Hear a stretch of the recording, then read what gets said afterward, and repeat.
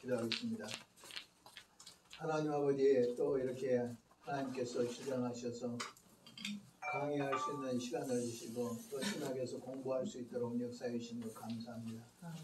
이 학교에 주님께서 함께 하시고 또 공부하는 우리 학생들에게 함께 해주시고 또 하나님께서 이것을 배우는 것들이 지워지지 않는 생명의 말씀이 되게 하시고 진리가 되도록 도와주옵소서. 이 시간에는 아버지 독일의 아버지 이 종교의 역사를 공부하는데 참으로 우리는 날마다 성경으로 돌아가는 개혁의 운동이 우리들로부터 일어나도록 도와주옵소서. 예수님 이름으로 기도하옵나이다. 아멘. 오늘은 이제 제 3강입니다. 오늘은 제 3강 하면 독일의 종교개혁은 다 끝나 있습니다. 실제적으로 독일 큰 이번에 학기에 공부할 것은 독일의 종교개혁, 그 다음에 스위스 종교개혁, 그 다음에 프랑스 종교개혁, 그 다음에 영국 종교개혁, 그 다음에 스코틀랜드 종교개혁 이렇게 하게 돼요. 그런데 독일에 대한 분량이 제일 많아요. 그리고 스위스는 좀 작고 프랑스에 좀 되고 영국 조금씩 돼서 아마 다 맞출 수 있을 것 같아요. 오늘은 이제 제 3강에 보면 2페이지에 선제후 편의 선 루터 이렇게 되어 있습니다. 제 3강 2페이지입니다. 12번. 오늘 독일은 이제 이 루터는 제일 먼저 농민들과의 그 봉기운동이 일어날 때 그들에게 함께 했어요. 그들을 돕고 했는데 그가 나중에 독일의 농민들이 너무 지나쳐요. 뭐 폭력을 정당하고 또 제도를 다 뒤집었고 그런 이유도 있죠. 과중한 세금이라든지 또 세금을 내지 못할 때 심지어 장례도 치르지 못하고 이런 모습을 볼 때 억압받는 고통이 있었지만 성경은 가장 본질이 우리는 죄로부터 자유 그리고 또 율법으로부터 자유 또 우리는 일상의 어떤 내 심령이 그리스도 안에서 참된 자유를 찾는 것인데 이 세상의 제도를 거꾸로 엎어가지고 뒤집어서 폭력을 동원해가지고 자유를 찾으려 하기 때문에 너무나도 폭력화된 사실을 향해서 루터가 수없이 권면을 했어요. 그래도 이스라엘 여기 독일의 농민들이 계속 폭력적 대항을 하니까 결국 루터는 그것이 아니다 라고 해서 이제 12권대로 선제후 그 당시에 영주들과 같이 손을 잡고 종교개혁을 합니다. 이러한 사실이 루터에게는 어떤 약점도 됐고 비판의 대상도 됐어요. 농민들을 저버렸다 이런 비판도 되지만 그러나 루터가 종교개혁을 한 데 승리를 한 것도 오늘 선제후들을 함께 해서 그들의 권력을 배경으로 해가지고 종교개혁을 해서 오늘 종교개혁을 통하여 종교개혁이 오늘 선제후들을 통해서 정착된 그런 모습을 볼 수가 있겠습니다. 자, 먼저 보겠습니다. 이 페이지에 보니까 농민전쟁의 기점으로 루터가 귀족편에 쓰게 된 귀족들의 종교개혁을 주도했다. 그 이전에는 루터와 더불어서 서민적 종교개혁, 그런 천민적 종교개혁을 했는데 이제 농부들이 지나친 봉기로 말미암아 선제후들과 손을 잡게 됐고 그래서 귀족들이 오늘 종교개혁을 했다. 그러니까 권력이 동원되고 여기서는 전쟁도 동원되고 이렇게 해나갔다 하는 걸 볼 수 있겠습니다. 그래서 종교개혁 문제가 사회 문제로 발전했고 이 첫 번째 사건이 1526년 시파이 회의에서 이것이 결정됐다고 해요. 여기에서 농민들이 농민전쟁 이후 군주 세력이 신성 로마 제국에서 벗어나서 이제 루터교로 전향하는 그런 모습을 볼 수 있죠. 옛날에는 전부 여기 선제후 여기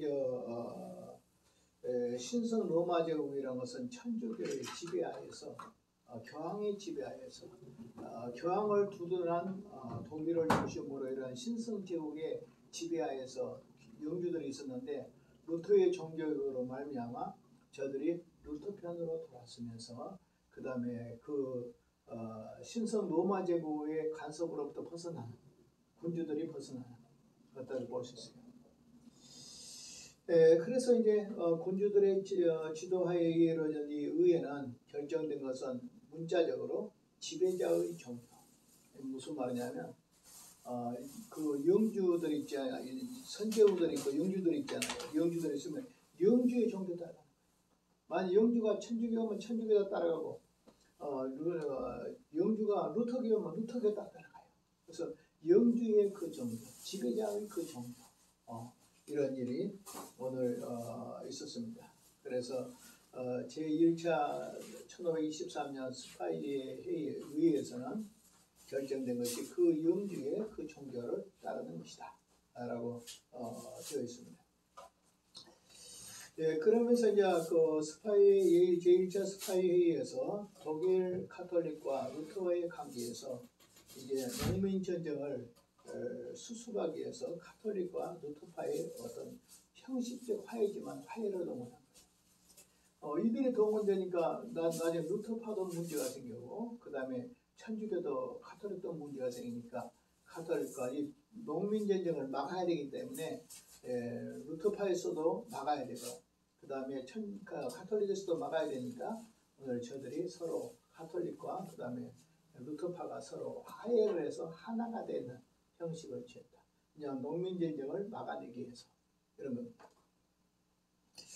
네, 그런 가운데서 이제 그 1529년 3월 13일 그러니까 1526년도가 슈파이회의 1차 슈파이회라고 한다면 그 다음에 2차 슈파이회가 1529년 3월 15일 날 일어났어요.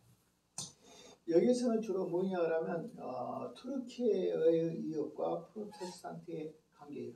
투르키라는 건 뭐예요? 오늘날 터키의 이름이 뭐죠? 투르키죠. 네. 다시 말하면 무엇이냐면 해교도의 세력이 일어나서 기독교를 향하여 오늘 공격에 들어오니까 이들이 어떻게 하면 오늘 이 해교도의 세력을 막아낼까 하는 것을 오늘 여기에서 작용된 겁니다. 그래서 2차 슈파이회는 해교도의 유혹으로부터 오늘 프로테스탄트에서 신앙을 지키려고 여기에 생겼던 것이 오늘 2차 슈파이회의다 하는 겁니다. 1526년 종교의 관영 정책을 뒤엎고 그 다음에 이제 1521년 5월에 내려진 보름스 칙령을 강화하게 됐어요. 다시 말하면 카톨릭의 강화가 일어난 거죠.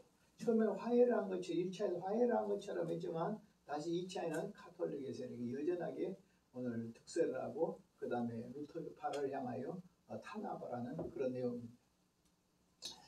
그래서 이제 1529년 4월 19일 날 6명의 독일의 군주들과 14개의 자유도시들이 오늘 루터파를 제거하려는 세력을 반대했어요. 그래서 루터파를 옹호하게 됐어요. 세력이. 그래서 1529년에 6명의 독일 군주, 그러니까 6명이 작은 거 아니죠? 영주의 6개의 그 지역의 영주들과 그 다음에 14개의 도시들이 루터파를 향하여 지지하고 그 다음 루터의 가르침, 그 다음에 작품, 복음의 신앙 이런 것들을 자유롭게 전해야 되고 믿어야 된다. 그래서 루터파를 옹호하는 세력이 생겼다. 그때 바로 6명의 군주들, 그 다음에 14명의 자유도시에서 그렇게 해서 제2차 슈파이 회의가 이렇게 됐다. 겉으로는 제일 먼저는 해교도와의 세력을 쳐들어오니 그걸 막으려고 하는 것이고 또 하나의 세력, 하나의 문제는 카톨릭이 다시 화해의 정책을 1차 화해의 정책을 깨버리니까 다시 2차에서 루터파를 옹호하는 6명의 영주들과 그 다음에 그 도시들이 연합해서 오늘 2차 슈파이 회의를 결성했다 하는 겁니다. 3페이지로 넘어가겠습니다. 루터파에서 종교의 자유를 허락한 오늘 1526년 회의를 유지하려고 했는데 그러나 4월 24일 의회에서 복음주의자들의 주장을 허용치 않게 되자 군주들이 의회의 모든 결정을 항의하고 말씀과 양심에 위배된다고 하면서 1차 슈파이의 결정이 위배된다 하면서 2차 이런 회의를 했다 하는 겁니다. 이때 이제 작센 선제후, 그 다음에 요한네스, 그다음 필립, 그 다음에 존의 헌센 이런 비슷한 루터파 군주들이 하나님의 말씀은 영원한 것이다 이렇게 말하면서 신성 로마 제국의 칼 5세를 향하여 자신들의 견해에 항의서를 보냈습니다. 그 이유는 프로테스탄트의 그때부터 이제 소위 개신교 안에 프로테스탄트라는 이름이 붙여진 거예요. 그 이전까지는 이 저항자들라는 이름이 안 붙여있는데 오늘 2차 시파이 회의 때부터 시작해서 오늘 이 군주들이 오늘 선제들이나 이러한 루터파 군주들이 신성 로마 제국의 칼 5세를 향하여 항의서를 보내면서 오늘 프로테스탄트 우리는 항의자 이런 뜻입니다. 그래서 우리 개신교를 향해서 프로테스탄트라고 하죠. 항의자, 악에 대하여 항의라는 거. 그래서 우리들 자신은 프로테스탄트라는 말을 잘 안 하지만 카톨릭에서 우리를 부를 때 저 항의자냐 이렇게 하죠. 그래서 프로테스탄트라는 그러한 칭호가 이때 제2차 시파이회 때 이렇게 붙게 됐다 하는 것입니다. 그래서 그 당시에 신성 로마 제국에서 6명의 군주, 그 다음 12개 지역의 자유도시들이 결합을 해서 그 다음에 신성 로마 제국 칼 5세를 향하여 황제를 향하여 항의하면서 우리 개신교 이름이 붙었는데 그것이 바로 프로테스탄트라는 이름이 붙었다. 실제적으로 우리가 프로테스탄트 해서 한 것이 아니라 저들이 볼 때부터 우리는 저 항의자들 이런 놈으로 붙였어요. 청교도라는 것도 있잖아요. 청교도들이 청교도한 거 아니에요? 누가 하냐면 북교도 천주교 쪽에서 가톨릭 쪽에서 저 사람들이 뭐 너는 깨끗한 척하는 자들, 맑은 척자, 그 다음에 가르칠 교자 무리들이잖아요. 자칭 깨끗하다고 자칭하는 그들, 잘 믿는다고 자칭하는 자들 이 뜻이에요. 청교도란 말도 청교도들이 붙인 것이 아니라 가톨릭 쪽에서 우리를 경멸하는 뜻으로 잘 믿는 척하는 자들, 깨끗한 척하는 자들 이런 의미에서 청교도가 된 것처럼 오늘 프로테스탄트도 오늘 그들이 우리가 프로테스탄트야 라고 한 것이 아니라 저들이 카톨릭 신성 로마 제국의 칼 5세 그 세력들이 하는 말이 저항자들, 그래서 프로테스탄트라는 이렇게 칭호가 붙이게 됐다. 그러니까 오늘 프로테스탄트라는 것은 이런 데서 근거에 있구나. 2차 시파이회에서 결정됐다.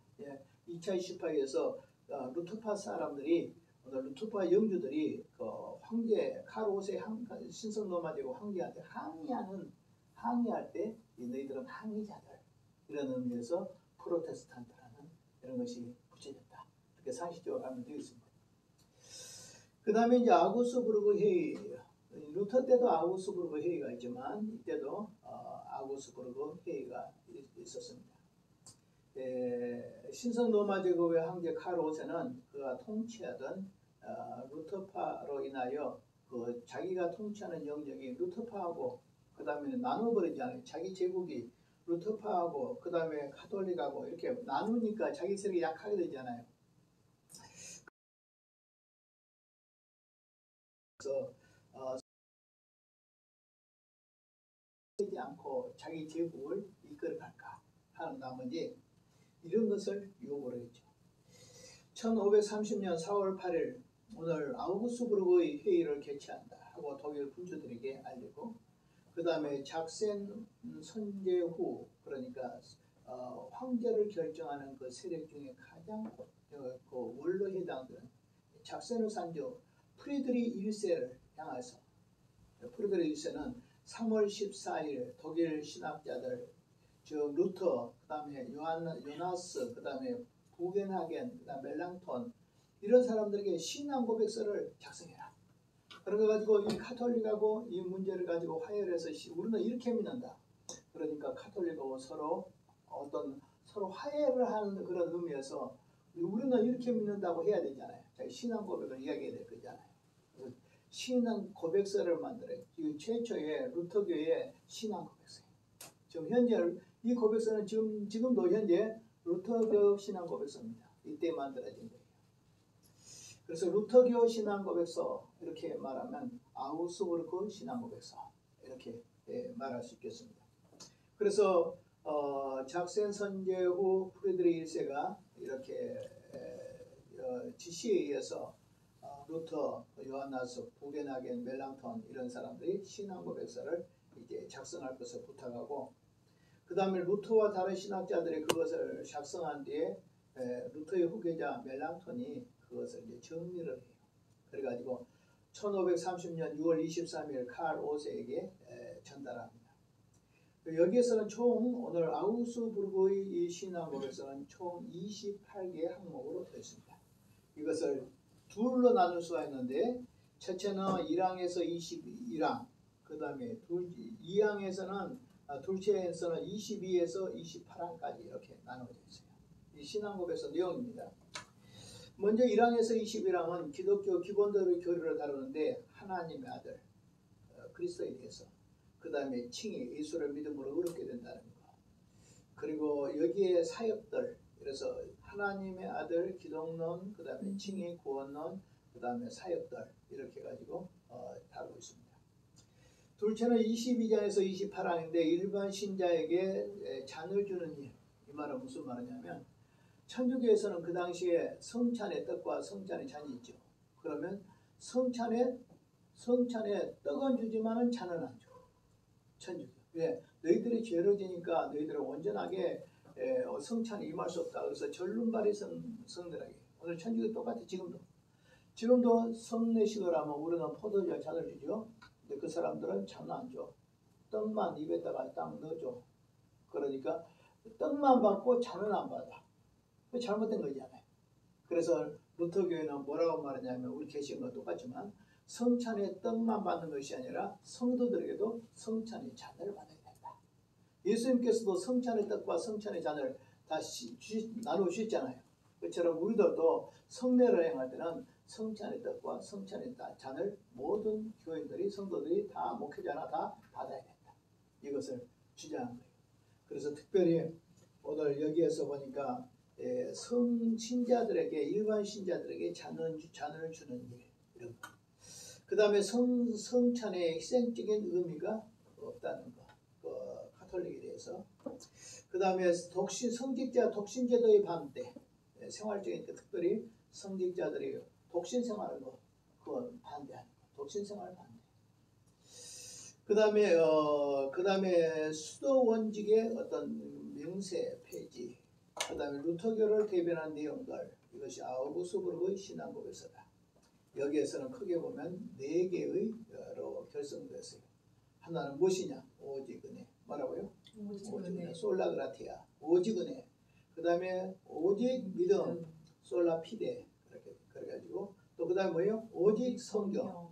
그 다음에 뭐예요? 오직 오늘 예수를 믿음으로 구원을 받는 것. 자, 루터의 아우스부르크의 가장 요점적인 게 뭐예요? 오직 성경, 오직 은혜, 오직 믿음, 그 다음에 오직 믿음으로 의롭게 되는 일, 이렇게 4가지를 여기서 말하고 있습니다. 그래서 이 아우스부르크의 신앙 고백서를 알아야 될 것은 이건 루터계의 신앙 고백서다. 그것이 왜 나왔느냐 그러니까, 아우스부르크의 회의에서 카를 오세가 자기 땅이 카톨릭과 루터파로 나누어진 것을 이제 자기 세력이 약화되니까 그것을 공고히 하려고 둘이 루터파를 끌어안고 같이 공존해가는 그런 것을 위해서 만나기로 했는데, 이것을 프리드리 선제후가 오늘 루터라든지 그 다음에 멜랑톤이라든지 요한나스라든지 부게나겐 이런 사람들을 통해서 신앙 고백서를 만들었다.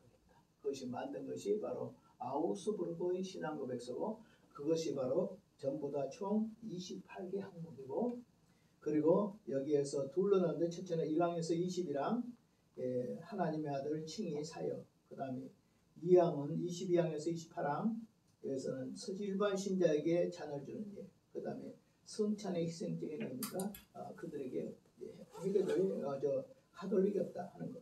그 다음에 카톨릭의 성직자들의 독신제도 반대하고 수도원 명세 이런 것들을 폐지하는 내용이다. 그러면서 아우스부르크의 그 핵심은 뭐냐 그러니까 오직 성경, 오직 은혜, 오직 믿음, 그 다음에 칭의 이렇게 되어 있다 하는 겁니다. 그 다음에 이제 보면 교회는 다음과 같이 가르칩니다. 인간의 자신의 능력 노력이나 공로나 행위로 하나님 앞에 의롭다함을 받을 수 없다. 자기 의로 말미암아 의롭다함을 받을 수 없다. 오직 그리스도로 말미암아, 오직 예수 그리스도로 말미암아 그의 호의, 그의 사랑을 통하여 죄 용서를 받는다는 사실을 오늘 믿음으로 진리를 받는다. 예수님이 나의 죄를 죽으셨어. 난 그것을 믿어. 그러면 예수님의 의로 내가 의롭게 된다. 내 의로 내가 선을 행해서 의롭게 되는 것이 아니라 천주교처럼 예수도 믿고 인간의 선행도 보태가지고 믿음 플러스 행위로 말미암아 구원을 받는 것이 아니라 오늘 우리는 오직 예수 그리스도를 믿음으로만 구원을 받는다. 아멘. 그래서 우리는 무엇으로 구원받아요? 예수님을 믿기만 믿으면 구원을 받는 것이다. 여기서 끝난 거 아니에요. 구원은 그렇지만 구원은 두 가지인데 하나는 칭의구원과 성화구원이다. 칭의구원은 예수를 믿음으로 의롭다함을 받아서 천국 가는 구원, 그건 칭의구원. 그 다음에 하늘의 상급구원은 무슨 구원이냐? 성화구원. 근데 칭의와 성화를 오늘날 혼란시켜가지고 마치 예수를 믿음으로 구원을 받는 것이 아니라 성화를 보태야 구원을 받는 것처럼 늘 우리의 삶을 보태야 구원을 받는 것처럼 이렇게 오늘날도 개신교가 혼란스러워지고 있어요. 지금도. 그건 아니에요. 구별이에요. 완전히. 알았죠? 칭의와 성화는 완전 구별이에요. 칭의는 구원, 성화는 하늘의 상급. 이렇게 나눠와야 돼요. 잘못하면 조금만 잘못하면 지옥 간단 말이에요. 이 성화를 강조한 사람들은 너무 지나치면 그냥 오늘 성경 안 읽으면 어디 가지? 지옥 이러고. 담배 피웠으면 어디 가지? 그럼 지옥 그러고.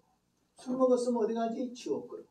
예배 시간에 눈 뜨고 있으면 어디 가지? 심지어 우리 주일학교 애들 옛날에 여름 성경 설교를 하다 보면 예배 시간에 눈 뜬 친구들은 어디 갑니까? 그러면 얘들이 지옥 이러고 있단 말이에요. 이런 것들이 오늘날도 너무나도 성화를 강조해도 문제가 되는 거예요. 또 칭의만 강조해도 나중에는 성화가 없으니까 안 되는 거예요. 우리는 항상 두 개, 신앙과 생활. 시작. 신앙과 생활. 신앙은 뭐예요? 구원. 생활은 뭐예요? 오늘 하늘의 상급, 성화. 이렇게 해서 칭의와 성화를 나누어서 딱 구별해야 되고, 구별을 하되 이것이 칭의만 있고 성화가 없으면 안 되고, 성화는 있고 칭의가 없으면 안 돼요. 두 개 다 같이 가야 된다 하는 것을 우리가 생각할 수 있겠습니다. 그 다음에 이제 14번입니다. 슈마갈텐 전쟁인데 1546년에서 1547년까지 전쟁을 하는 내용입니다. 카톨릭 측에서 아우스부르크의 신앙 고백을 이렇게 아우스부르크 회의에서 냈지 않아요. 냈는데 받아들이지를 않아요. 다시 말하면 신앙을 허락하지 않는다는 뜻이 아니에요. 아니 같이 공존하려면 카톨릭 신앙도 허락되고 그 다음 루터파 신앙도 허락이 돼야지 공존할 수 있는 거잖아요. 근데 다시 늘 하는 말이 어쩔 때는 자기 세력이 약화되니까 같이 루터파와 함께 갈 것처럼 카톨릭이 이렇게 말을 하지만은 나중에는 또 아니고 또 아니고 또 아니고 마치 이단자들 대하듯이. 원래 그 당시에는 개신교를 이단이라고 했으니까. 지금도 있잖아요. 천주교에서도 있죠. 아주 과격한 천주교주의자들은 우리 개신 이단이라고 해요. 우리하고 결혼하는 것도 옳지 않아요. 그런데 우리는 진짜 너무 너그러워가지고 마치 뭐 천주교 신부나 뭐 개신교 목사나 똑같이 보고 천주교나 개신교를 똑같이 해서 뭐 형제의 종교 뭐 이렇게 말고 심지어 어떤 사람들은 큰 집 작은 집 이렇게 하는데 그건 절대 안 돼. 어떻게 이단하고 우리하고 큰 집 작은 집이 될 수가 있습니까? 그건 안 되는 거죠. 그래서 이제 결국 카톨릭에서 아우구스부르크의 신앙으로서는 수용하지 않으므로 로마 카톨릭과 루터파 사이에서 무력 충돌 위기가 고조됩니다. 사태들입니다. 1531년 2월 27일 프로테스탄트 군주들은 슈마갈텐 동맹을 맺었어요. 마치 칼 5세가 공격을 할 경우는 어떻게 했냐? 그러니까 우리 프로테스탄트 군주들, 루터파들은 전부 다 딱 뭉쳐가지고 단체로 칼 5세의 세력과 저항한다. 몇 년간? 6년간 이렇게 저항한다. 그래서 이것이 바로 슈마갈텐 동맹이에요. 가톨릭의 세력이 칼 5세의 신성 로마 제국이 공격하면 그 루터파 영주들은 전부 다 모아가지고 오늘 칼 5세와 더불어서 공격을 단체로 협력해서 막아내자 동맹이 바로 바로 몇 년간? 6년간. 이것이 바로 슈마갈텐 동맹이라고 말합니다. 주도적인 인물은 뭐냐? 필리폰 헨센이라는 사람하고 작센 선조 요한 프레드리 1세하고 그래서 동맹군이 한 1만 명 됐다. 1만 명. 그 다음에 기사들이 한 2,000명. 이 사람들이 뭉쳐서 싸워야 되는데 신성 로마 제국의 세력이 훨씬 세잖아요. 이 사람들은 약하잖아요. 그런 가운데 동맹하지 않으면 다 죽는 거 있잖아요. 그래서 처음 동맹하는 기간은 몇 년? 6년간. 이렇게 해서 슈마갈텐 동맹이라고 맺었다고 했어요. 주도 인물이 필리폰 헨센, 그 다음에 작센후 요한 프레드리 1세. 동맹군 한 10,000명쯤 됐고 기사들은 한 2,000명쯤 되었다. 1532년 프랑스와 동맹을 맺고 그 다음에 1535년 동맹 기간을 6년에서 몇 년으로? 10년으로 더 연장시켰다. 그리고 1538년 덴마크, 그러니까 앞에 프랑스는 프랑스이죠. 프랑스와 동맹을 맺고 그 다음에 어디냐 그러면 덴마크와도 동맹을 맺었어요. 그러니까 루터파 하나 가지고 안 돼. 독일 가지고 안 돼. 그러니까 덴마크하고도 맺고 그 다음에 프랑스는 가톨릭 나라잖아요. 가톨릭 나라인데도 이상하게 하나님 도운 거예요. 원래 이 스페인하고 여기 어디냐 프랑스는 서로 천주교 나라예요. 가톨릭 나라예요. 그런데 사이가 안 좋아. 누구하고 사이가 안 좋아? 교황하고 있잖아요. 예를 들면 스페인 쪽은 완전히 교황하고 똘똘 뭉쳐있고 황제하고 똘똘 뭉쳐있다 그러면 신성 로마 제국 황제고 그다음 교황의 세력하고 그 다음에 스페인 세력가 딱 뭉쳐있어. 근데 프랑스는 안 그래. 프랑스는 천주교를 믿지만 교황하고 사이가 안 좋아.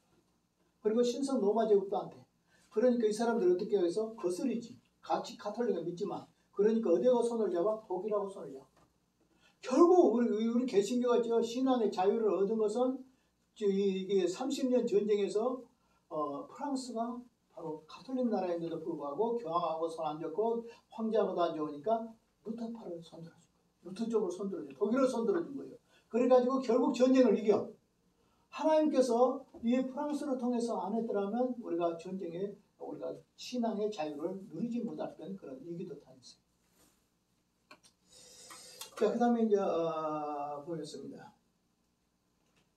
그래서 1532년 프랑스와 동맹 맺고 1535년 동맹년을 10년으로 하고 1538년은 덴마크와 동맹을 맺고 그 다음에 카톨릭도 자기들끼리 누른베르크에서 동맹을 맺어가지고 1546년 슈마칼텐 전쟁이 발발했다. 그러니까 개신교하고 전쟁인데 이런 전쟁이 무려 몇 년이냐면 30년을 해요. 30년. 우리는 생각할 때 그냥 루터가 종교개혁했어. 그래서 우리는 신앙자유 아니야. 절대 아니야. 칼빈이 어떻게 해서 아니야. 이거예요. 선제우들이 오늘 영주들이 세력을 잡았고 세력화 돼서 국가 형태를 가지고 권력이 보호하지 않으면 루터교도 존재할 수 없었어. 오늘 개신교도 그들의 루터파의 영주들이나 그다음 칼빈을 옹호한 자들이 권력자들이 없었으면 우리도 종교개혁을 실패. 그러니까 국가와 종교 사이는 신앙 사이는 얼마나 긴밀한 거 아시죠? 중요한 거예요. 오늘날도 예를 들어 말하면 권력이 교회를 괴롭힌다. 교회 이기다. 진짜. 그래서 제가 하는 말은 늘 그렇잖아요.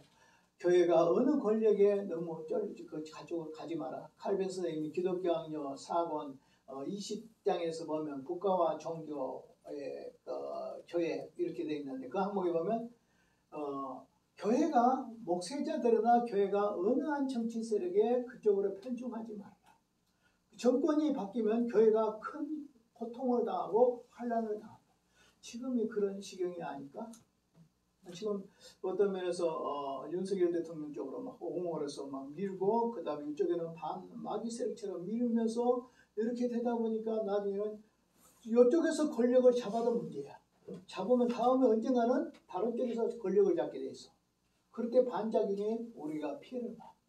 그래서 한쪽으로 가면 안 되는데 오늘 참 불행하게도 지금 현재 이쪽에 국민의힘 쪽에 밀었던 교회들이 많이 밀었잖아요. 밀었는데 윤석열부터 밀었는데 결국 저렇게 안 됐잖아. 파면돼 버렸잖아. 그리고 다시 이제 새로 대통령을 뽑는 날이 50 며칠밖에 안 남았잖아. 거기다가 또 여러분 그 이재명 그 사람은 콘크리트 장벽을 가지고 있잖아. 30 몇 %에서 40% 정도 콘크리트 장벽을 가지고 있어. 안 흔들려 이 세력은. 그러니까 어떤 사람은 뭐 전노조, 전교조 이런 데 세력하고 그다음 뭐 여러 세력이고 그다음 중국에서 들어온 사람들이 많아. 중국의 그 조선족들한테 특별권을 다 줬거든. 그 사람들 그다음에 똘똘 뭉쳐서 30 몇 요즘 40 몇 %까지 나오거든. 그러면 잘못하면 다 당하게 돼 있어. 전부 다 합해가지고 똘똘 뭉쳐도 이재명 세력이 안 될 정도라. 그러니까 오히려 더 위기를 당하지 않을까 이런 것들이 상당히 걱정돼요. 뭐 종교 우리는 정치 보복 안 한다 거짓말하지 마세요. 자기한테 칼을 꽂았는데 맞고 있겠어요? 자 오늘 여기에서도 그렇습니다. 그래서 오늘 여기에서도 보니까 이제 이런 내용들이 쭉 나오고 있습니다. 예, 그래서 이제 오늘 그 유럽의 교회들이 오늘 뭉치고 그 다음에 가톨릭 세력하고 뭉치고 이렇게 해서 계속 전쟁 관계 속에 놓이게 되고 그렇다 하는 겁니다. 그 다음에 뒤로 쭉 4페이지 밑으로 내려가서 종교개혁을 돌아보며 독일의 종교개혁 내용들을 한번 다시 돌아보자 하는 거예요.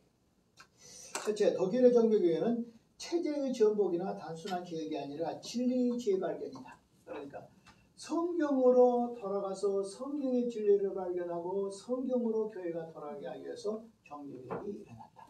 그러니까 처음에 종교개혁은 순수하다. 진리의 편에 있었다 하는 거예요. 그 다음에 루터의 재발견된 진리를 실제 역사 현장에서 실천하면서 변화가 일어났다. 그 다음에 진리에 동참한 사람들이 생기면서 종교개혁이 일어났다. 원래 루터가 제일 먼저 비텐베르크에서 95개 조항을 걸었을 때 그 교회 이렇게 여기다가 그 게시판에다 걸어놨을 때는 토론이잖아. 토론. 종교개혁이 아니라 토론하자. 우리 성경에 없는 것들이 너무 가톨릭에 많이 들어왔어. 성경으로 돌아가자. 그래서 토론하자. 99가지 종목이 잘못됐어. 얼마나 루터가 철저하게 했는지 99가지를 지적했으니까. 그런데 그때 그것이 루터가 종교개혁을 하려고 했으면 라틴어로 안 써요. 그 라틴어로 썼어요. 라틴어는 그 당시에 독일 사람들 몰라. 지식인들밖에 몰라. 그러면 결국은 뭐냐면 학자들 가운데서 비텐베르크 대학에서 이 90개 5개제를 놓고 무엇이 잘못된가 잘했던가 한번 따져보자 하는 것인데 붙여놨는데 불행하게 누가 떼가버렸어. 떼가서 복사를 해가지고 전 유럽에 뿌려버렸어. 그래가지고 2달 만인가 전 유럽의 이 루터의 종교의 내용들 95가지가 다 퍼져버렸다. 그러니까 루터가 종교개혁을 하려고 한 것이 아니야. 처음에 이것이 바른 것이냐 따지자고 했는데 나중에는 종교개혁을 할 수밖에 없게 됐다. 그래서 오늘 이렇게 루터의 가르침이 루터가 막 퍼지고자 한 것이 아니라 따지고자 한 것이 나중에 하나님의 섭리 가운데 퍼져가지고 이렇게 세력이 되고 커지니까 루터가 자연히 잡혀가게 되잖아요. 주동자가 누구냐? 루터가 되어버렸으니까. 그 다음에 루터의 종교는 쓰나미처럼 전 유럽을 강타해서 전 유럽에 영향을 주었다. 급진주의 농민 전쟁으로 독일의 종교는 새로운 국면을 맞이했다.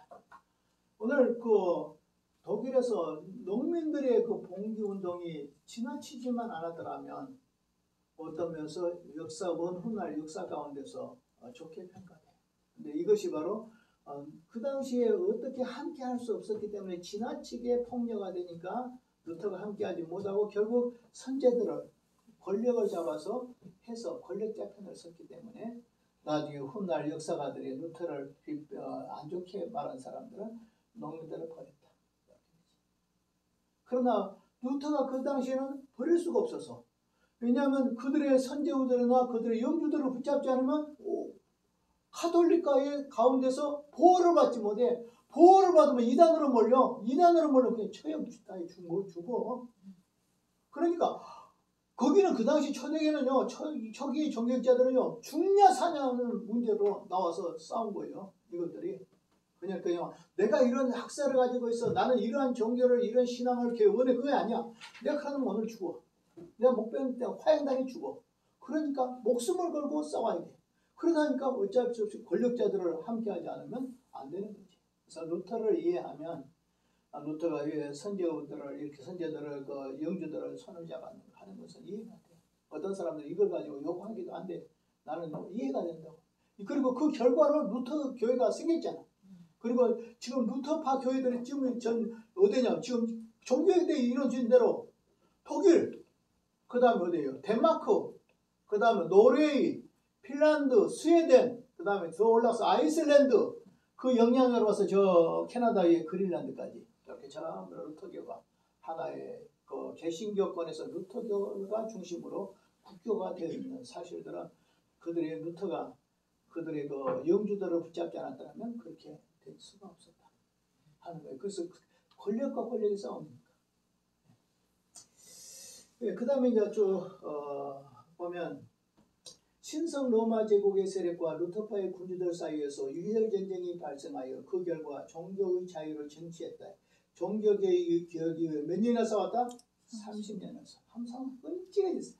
오직 30년을 싸우고 나니까 독일 사람들 중에서 성한 남자들이 별로 없을 정도로 이렇게 죽었고, 그 당시 그 침체된 것으로 인해서 누가 말하기를 독일의 비스마르크 수상이라고 있잖아요. 세계대회인데 독일의 비스마르크 수상이 오늘 철권을 잡아서 하기 전까지 독일이 힘이 없었대요. 한 30년을 싸웠으니까 이게 되겠어요. 예. 물론 이제 독일 사람들이 30년 싸운 거 아니지. 독일에서 하다 보면 전쟁은 독일에서 해. 그러니까 그 군사들은 어디서 와? 덴마크에서 내려오고 스웨덴에서 내려오고 막 그다음 루터파 사람들이 막 내려와서 독일에서 싸우고 프랑스에서도 오고 그래가지고 싸웠는데 30년 싸움이 결국 언제 끝났냐? 끝나는 날이 1648년 때 베스트팔렌이라는 조약이 있는데 이때 조약 때에 이제 자유를 얻었다. 이제 우리는 천주교의 지배를 안 받아 살면서 우리는 완전히 신앙의 자유를 보장받아. 그래서 여기까지가 중세예요. 여기 1648년도까지가 중세 역사.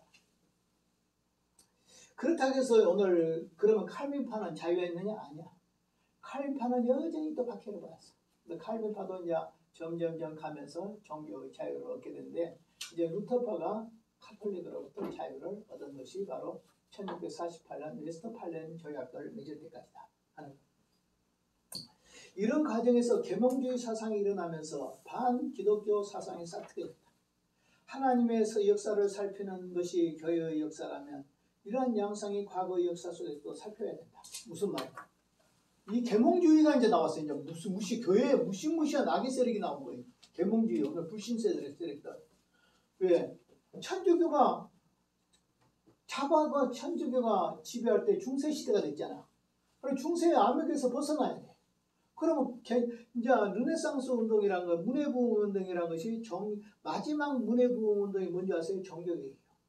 왜냐하면 모든 것이 이제 중세로부터 벗어나는 운동을 했는데 제일 마지막 벗어난 게 뭐예요? 종교예요, 종교. 개신교가 일어나서 루터나 칼빈에 의해서 일어나가지고 다시 성경으로 돌아갔으니까 르네상스 운동이 14세기 때부터 시작해서 16세기까지 가가지고 17세기에 들어와서 이제 될 때까지 오늘 르네상스 운동의 맨 마지막에 장식을 하는 것이 종교입니다. 그런데 오늘 여기서 알아야 될 것은 뭐냐? 아니 그 무신론주의자들, 철학자들 이런 사람들이 많아요. 그러니까 인문주의자들, 신앙주의자들이 아니고 그런 사람들이 아니 카톨릭에서 벗어나면 살 줄 알았어. 자기들 말은 개신교 말한 대로 개신교가 말한 대로 천주교에서 성경으로 돌아가면 이제 산 거잖아요. 산 줄 알았어. 근데 산 거야 아니야. 전쟁이 일어나. 몇 년을 전쟁을 해버려? 30년. 요거 종교전쟁이요. 독일에서 30년이죠. 프랑스에서도 일어났어요. 영국에서도 일어났어요. 안 믿는 불신자들의 이 악의 세력들이 딱 볼 때 뭐라고 했어요? 아니, 너희들 개신교 믿는다고 되는 거 아니야. 개신교 믿어도 전쟁하잖아. 우리 다 죽었잖아. 한번 생각해 보세요. 참담하게 망해버렸어요. 완전히. 남자들이 별로 없을 정도로 망해버렸어요. 이런 망한 것을 보고 하는 말이 하나님 필요 없어. 그러다 하나님 필요 없어. 천주교도 중세 암흑을 줬어. 그러면 개신교는 뭘 줬어? 개신교는 천주교와 싸움을 통해서 수많은 사람들의 인명을 살상했어. 그리고 국가가 완전히 힘이 없도록 망해버렸어. 그러니까 우리는 천주교 따라가지 마. 우리는 개신교도 따라가지 마. 우리는 어디로 들어가야 돼? 세상으로 가야 돼. 언제? 예수 믿기 전 상태. 언제? 로마 시대로 들어가야 돼. 언제? 그리스 시대의 그 인본주의자들 그 그리스 시대로 돌아가야 돼. 인본주의로 복귀를 해버려. 그 세력이 계몽주의. 그리고 계몽주의가 지금도 남아서 전 세계를 장악하고 있어요. 무신론의 세력들. 그러니까 가만히 볼 때 사상적으로 시험에 들어가지고 생긴 것이 계몽주의. 오늘도 우리도 똑같아. 우리도 교회 다니다 보면 천주교 믿어봤어? 별거 없어. 개신교 믿으면 성경대로 믿는 다음에 개신교 가서 교회 가봤어? 교회 가니까 지들끼리 쌈질하고 난리야. 교회가 실물이야 그냥. 자기들끼리 무릎 뜯고 난리지가 쌈지가 난리지가. 그러니까 뭐 천주교 다니지 마. 개신교 다니지 마. 차라리 오늘 우리는 옛날에 믿던 불교로 들어가. 지금 이런다니까. 차라리 믿지 마. 그래서 옛날에는요. 연예인들이라든지 가수들이라든지 이런 사람들이 전부 크리스찬들이야. 요즘 어떻게 되는지 아세요? 한번 나 자꾸 한 번씩 조회를 해봐. 그러면 종교별 연예인들이라든지 그다음에 그 기상캐스터들이라든지 이런 사람들이 나와. 아나운서들이 다 나와. 보면 제일 많은 게 무신론이야. 교회 안 다녀. 나 안 믿어. 내 마음대로 살 거야. 내가 인간의 주인이야. 내 인생은 내가 알아서 해. 이렇게 나오죠. 그 다음에 어느 쪽에 많은 아세요? 불교가 많아. 의외적으로 불교가 많아. 그 다음에 어디가 많은 사람이 아세요? 천주교요. 천주교. 그 다음에 제일 작은 게 뭔 줄 아세요? 현재는 개신교. 옛날에는 개신교가 제일 많았는데. 여튼 이렇게 해서 독일의 이렇게 종교육이 이렇게 이루어졌다. 그 다음에 조금 한번 쓰냐. 멜랑톤이라는 사람은 누구냐? 루터의 후계자예요. 루터의 후계자인데 이분이 보면 인문주의자예요. 인문주의자란 거 뭐냐면 신앙 쪽에서 종교교육을 한 것이 아니라 카톨릭에 부패한 것을 인간의 어떤 사회적인 관계에서 볼 때 이 악의 세력이다. 이렇게 해서 성경적인 면에서 뒤엎어 카톨릭을 공격해서 이렇게 개혁을 한 사람은 개혁자들이라면 이 사람들은 인문주의자다. 인문주의자예요, 이 사람. 실제적으로 루터를 제대로 이해하지 못했다 그래요, 이 사람. 그래가지고 결국 루터의 신앙이 이분에 의해서 많이 왜곡이 되어버려요. 그리고 나중에 어떻게 되냐? 루터교가 오늘날 자유주의 세력이 되어버려요. 오늘 루터파의 지금 현재 우리나라도 루터 신학이 있지만 루터 신학 가서 신학 공부 못해. 신학이 얼마나 자유주의 되어버렸는지 몰라. 독일에도 가면 루터가 종교됐던 독일이잖아요. 독일의 신학이 완전히 거의 다 자유주의 신학이 되어버렸어. 그래가지고 독일에 가서 배울 수가 없을 정도로 만약에 독일에 가서 공부해 왔다 그러면 인정을 하지 않을 정도로 이 정도로 돼버렸어요. 그래서 이 멜랑톤이라는 분이 참 훌륭한 분인데 나중에 루터의 신앙을 제대로 전수하지 못해서 나중에는 자유주의 신학으로 나가는 길이 되어버렸다. 그럼 멜랑톤 한번 보겠습니다. 생애 독일의 주도적인 인문주의자다. 인문주의자 나왔죠. 그 다음에 최대의 기독교의 히브리 학자였던 요한 로이흘린의 증손자였다. 그러니까 자기 선조들은 대단한 신앙의 사람이었다. 히브리 학자로. 그 다음에 하이델베르그와 투빙겐에서 수학했다. 투빙겐이 유명한 데는 지금도 자유주의 신학이 유명한 곳이에요. 독일의 투빙겐 대학 가면요 대단한 대학입니다. 그런데 이 대학 출신들이 우리나라에 있어요. 굉장히 자유주의 신학자들이 많죠. 네. 그 다음에 루터와 또 유일한 동기로서 비텐베르크 대학의 히브리어와 헬라어를 교수했다. 그 다음 이 루터의 부재 기간 동안 개혁을 진행해 나간 과감한 인물이다. 수도사와 수녀들을 수도원에서 나와서 결혼을 하도록 했다. 대단하죠. 예배의식을 단순화시키고 라틴어 대신 독일어를 써서 예배 행위를 강했다. 이런 건 중국이잖아요. 그 다음에 죽은 자들을 위한 미사, 각종 금식, 그 다음에 금욕 이런 것들을 폐지했다. 잘했죠. 그 다음에 평신도들에게 떡과 잔을 부여해서 이중성찬을 시행했다. 잘한 거잖아요. 독일도 루터도 이거 주장했습니다. 그 다음에 인문주의자 영향으로 이신득의 교리를 인정하면서도 뭐라고 해요? 예수를 믿음으로 구원받아 하는 걸 인정하면서 동시에 선행의 필요성을 강조했다. 그러니까 이것을 구원과 어느 정도 연결시켰는가? 라고 할 때는 자유주의 세력이 되고 알미니안 세력이 될 수도 있다. 이거 분리해야 돼요. 분리해야 돼요. 그 다음에 루터가 죽은 후에 필리파와 루터파의 분열이 왔습니다. 루터가 죽은 뒤에 루터파가 두 개로. 그 필리파는 조금 좀 뭐라고 조금 완만하다 하면 이제 음수 루터파가 있어요. 그 사람들 굉장히 강하죠. 비텐베르크 회의에 서명했어요. 그런데 오늘 음수파 루터파는 거부했어요. 중추 요소에 양보를 할 수 없었어요. 중요한 요소들은 양보할 수 없다. 근데 부수적인 것도 양보할 수 없다. 그러니까 얼마 더 절제합니까? 큰 것은 양보할 수 있어.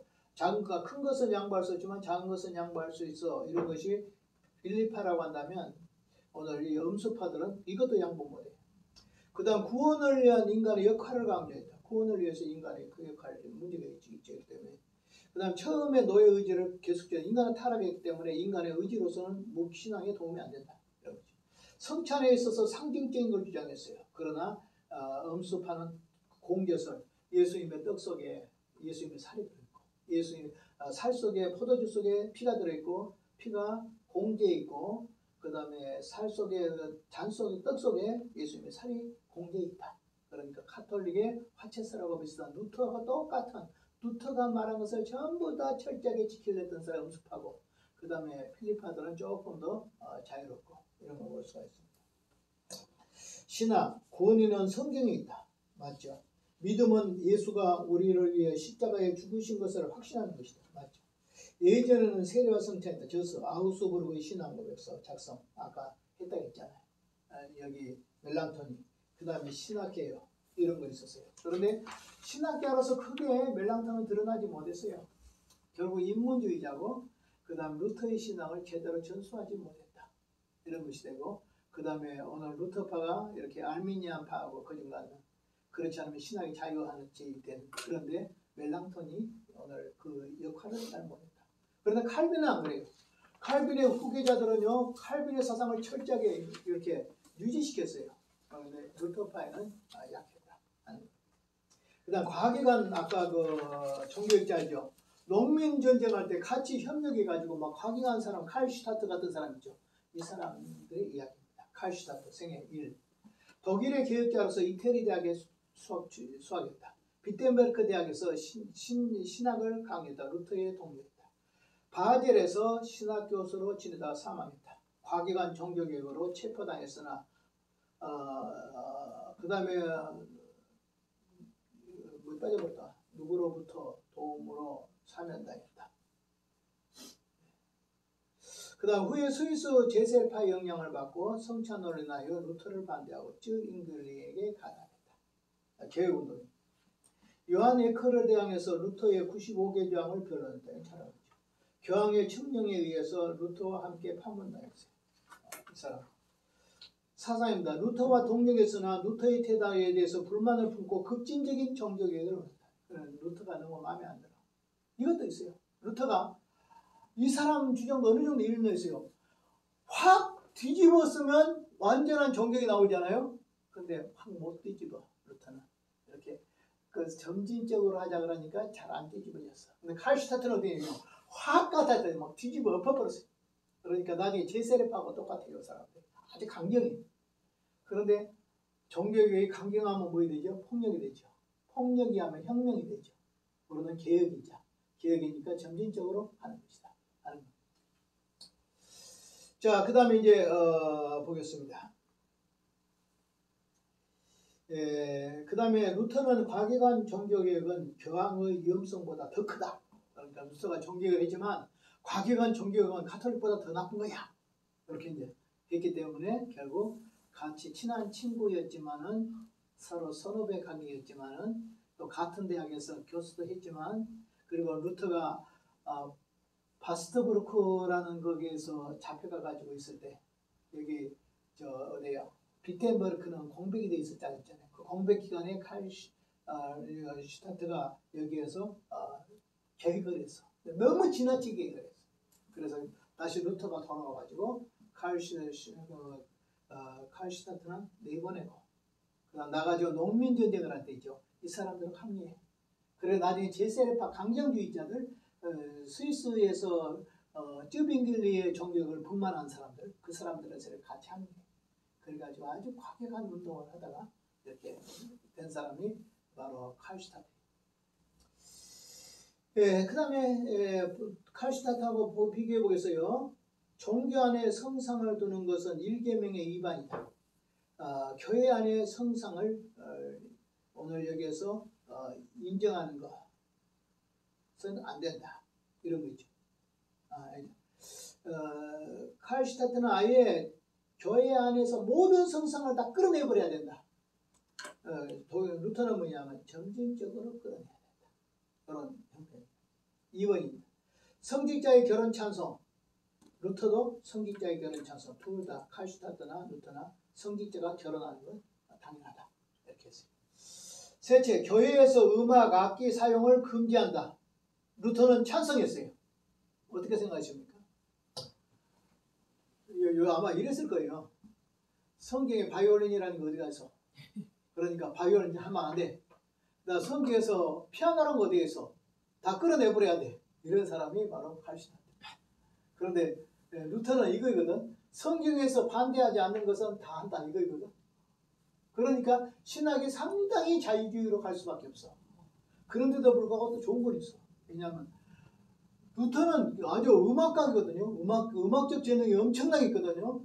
그래서 루터는 찬송도 찍고 또 회중 찬송도 불러서 예배 시간에 찬송을 부르도록 이렇게 허락을 했고 심지어 천주교에서 미사를 할 때 찬송을 예배 시간에 미사 때 찬송을 부르는 것도 루터의 영향입니다. 자기들은 원래 안 했어요. 루터가 그렇게 영향을 미치고 있다. 그러니까 우리가 예배 시간에 찬송 부르잖아요. 같이 찬송은 루터의 영향입니다. 루터는 음악을 아주 절대시했고 아주 잘했어요. 어떻게 생각하십니까? 루터 생각이 맞다고 생각하십니까? 그렇지 않으면 칼슈타트 생각이 맞다고 생각합니까? 루터가 좀 온건하죠. 근데 칼슈타트는 굉장히 강해가죠. 다 명점이 있고 단점이 있는 것 같아요. 루터가 그러니까 종교개혁자라고 하지만은 아직도 루터교 안에는 가톨릭 냄새가 물씬 나는 데가 많아. 왜냐하면 과격하게 못 해놨으니까. 어느 정도 했는데 완전히 못하니까. 칼슈타트는 확 뒤집어 버렸는데 조금 칼슈타트가 너무 혁명에 가까운. 그래서 우리가 좀 받아들이기는 힘들지만 역시 루터파에도 문제가 있다. 칼슈타트파도 문제가 있다. 하는 게. 그 다음에 또 보겠습니다. 농부로 돌아가라. 오늘 칼슈타트는 뭐냐면 교육 부정을 해요. 루터는 어떻게 해요? 철저하게 교육을 부정하죠. 그 다음에 세계의 긴박한 종말을 강조합니다. 언제든지 과격주의자들은 예수님 곧 재림에 이르잖아요. 그러니까 오늘 과격 종말론을 가졌다. 루터는 그렇지 않다. 그 다음에 독일어를 사용했어요. 95개 조항은 라틴어, 그 다음에 성경은 독일어 번역, 이거 다 같이 똑같아요. 그 다음에 성경의 직접 영감을 주장했고, 그 다음에 성경의 절대 권위를 주장했다. 오늘 칼슈타트 같은 사람은 어떤 영감 이런 것들을 굉장히 의지하게 되는데, 루터는 성경을 철저하게 의지했다. 어느 게 좋습니까? 개인의 영감을 의지한 거 좋습니까? 그렇지 않으면 성경을 의지한 거 좋습니까? 내가 기도해 보니까 이런 마음이 들어. 이런 게 좋습니까? 그렇지 않으면 우리가 내가 어쨌든 간에 우리가 성경이 이렇게 돼 있어. 이렇게 해야 되겠습니까? 이것도 필요하고 저것도 필요해요. 그런데 이쪽으로 지나치면 성경을 벗어나 버려요. 직접 계시를 받게 되죠. 이미 성경은 이제 종료되었는데 직접 계시를 받게 되니까 안 되죠.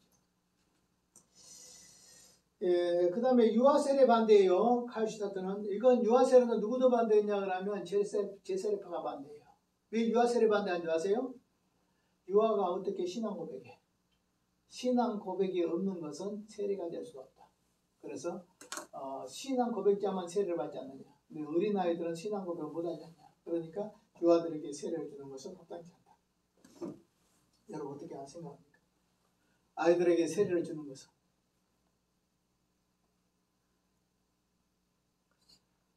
구약시대 보면 할례 주잖아요. 할례. 어린 며칠 만에 생후 8일 만에. 그 신앙 고백 있어요? 없죠. 누구의 신앙이죠? 부모의 신앙이야. 근데 나중에 자기 신앙을 고백하게 되잖아요. 그렇죠? 우리가 유아 세례 받고 나서도 세례교인 행사 못해요. 언제냐면 자기 사춘기 때 자기 신앙 고백을 해야 돼요. 그래서 입교문답을 해야 돼요. 입교문답을. 그래야 돼요. 그러니까 성경적으로 바라보면 주 예수를 믿어라. 그래야만 너와 네 집이 다 구원을 받으라 하면서 빌립보 성의 그 간수 그 집에 세례를 받을 때 거기 아이들도 있을까요? 없을까요? 있겠죠. 그러니까 만약에 유아 세례를 받는다면 이렇게 되겠죠. 예수님 말하기로. 어린아이들은 빼고 이래야 되겠잖아요. 그러나 성경은 빼고가 나와야 안 나와요? 안 나오고 다 받아라 했잖아요. 그러니까 유아 세례는 구약적인 전통에서 바라봐도 되고 지금 바라봐도 신약에서 바라봐도 어긋난 것이 아니다. 그래서 유아 세례는 오늘 신앙의 부모의 신앙으로 봤지만 나중에는 저들이 신앙으로 잘 양육돼서 자기 신앙으로 오늘 신앙을 고백해야 된다. 입교문답을 해야 된다. 그 이후에 오늘 우리가 될 수 있다 하는 겁니다. 예, 그 다음에 이제 민체 같은 사람입니다. 민체 같은 사람도 보였어요. 7페이지. 라이프니치에서 공부했다. 급진주의 종교들. 이 사람은 급진주의다. 그다음 농민반란을 일으켜서 진입하고 칠패당해서 사형당했다. 농민반란에 동참해서 사형받은 사람이 바로 민체. 교회운동 초기에는 루터 영향을 받았어요. 그 다음에 쯔비카우의 예언자들의 연계, 그러니까 은사주의잖아요. 뭐 예언자들 이런 사람들하고 역류되면서 아주 급진주의자가 됐는데 나중에 이건 잘못된 거죠. 그 다음 그로 인하여 농민반란을 일으켰다. 농민반란을 일으킨 선구자 역할을 했다. 주요 사상 성령의 계시를 받은 예언자. 이건 멋지죠? 그러나 성경을 앞세워야 됩니까? 성령을 앞세워야 됩니까? 성경을 앞세우고 할 때 성령의 역사가 일어난 거예요. 그러니까 오늘 이 사람들은 언제든 성령을 앞세운 사람들은 은사주의가 돼요. 무서워. 조심해야 돼. 교회는 항상 성경을 앞세우고 나갈 때 성령의 역사가 일어난 것이지 성령을 앞세우고 나가면 안 돼요. 잘못하면 성경을 떠난 은사주의에 빠질 수 있어요. 오늘 이 사람도 민체도 그런 사람이다 하는 거예요.